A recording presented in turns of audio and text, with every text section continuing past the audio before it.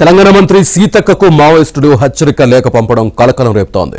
ఆదివాసీల హక్కులను ప్రభుత్వం కాలరాస్తున్న మంత్రి సీతక్క స్పందించడం లేదని, ఆదివాసీలను అధికారులు తీవ్ర ఇబ్బందులు పెడుతున్నా సీతక్క మాట్లాడడం లేదని హెచ్చరిస్తూ మావోయిస్టు రాష్ట్ర అధికార ప్రతినిధి జగన్ పేరిట లేఖ రాశారు. మావోయిస్టు లేఖపై సీతక్క స్పందించారు. తన మూలాలు పోరాటాలను మర్చిపోలేదని చెప్పారు. మరోవైపు మావోయిస్టు రాష్ట్ర కార్యదర్శి బడే చొక్కారావు అలియాస్ దామోదర్ లొంగుబాటుకు సిద్ధమైనట్టు తెలుస్తోంది. 1-2 రోజుల్లో లొంగిపోతానని తన సన్నిహితులకు దామోదర్ సమాచారం ఇచ్చినట్లు తెలుస్తోంది. ఈ అంశాలకు సంబంధించి పూర్తి సమాచారం మా కరెస్పాండెంట్ నవీన్ లైవ్ లో అందిస్తారు. నవీన్. శ్రీనివాస్, మావోయిస్టులకు సంబంధించి 2 కీలకమైనటువంటి అప్డేట్లు ఈరోజు ఉన్నాయని మనం చెప్పుకోవాల్సి ఉంటుంది. మంత్రి సీతక్కను హెచ్చరిస్తూ మావోయిస్టులు లేఖ విడుదల చేశారు. జీవో నెంబర్ 49ని వెంటనే రద్దు చేసుకోవాలని, ఆదివాసీ మూలాలను దెబ్బతీసేటువంటి జీవో నెంబర్ 49 విడుదల చేస్తుంటే మంత్రి సీతక్క క్యాబినెట్లో కీలక మంత్రిగా ఉన్నటువంటి సీతక్క ఏం చేశారని మావోయిస్టులు హెచ్చరించారు. అదేవిధంగా ఆమె ఆదివాసీల ప్రతినిధిగా ఆదివాసీల హక్కుల కోసం కొట్లాడాలని వాళ్ళు డిమాండ్ చేశారు.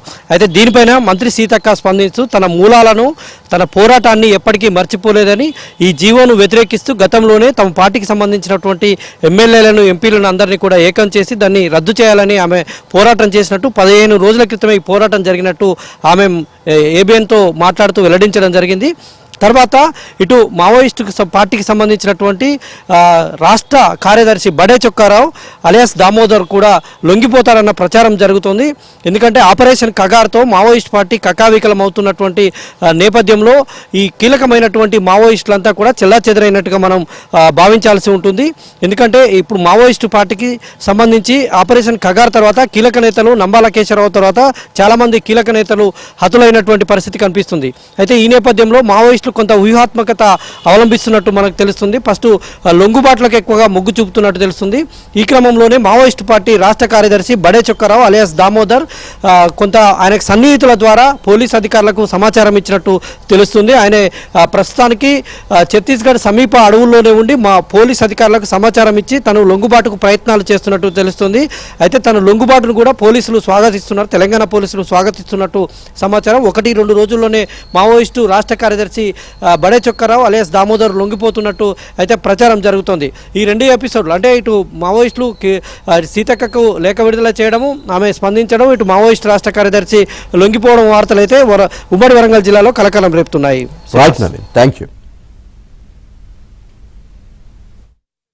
లెక్కకు సంబంధించి మీరు అడుగుతున్న సందర్భంగా నేను నా మూలాలు, నా పోరాటాలు ఎక్కడా మర్చిపోలేదు.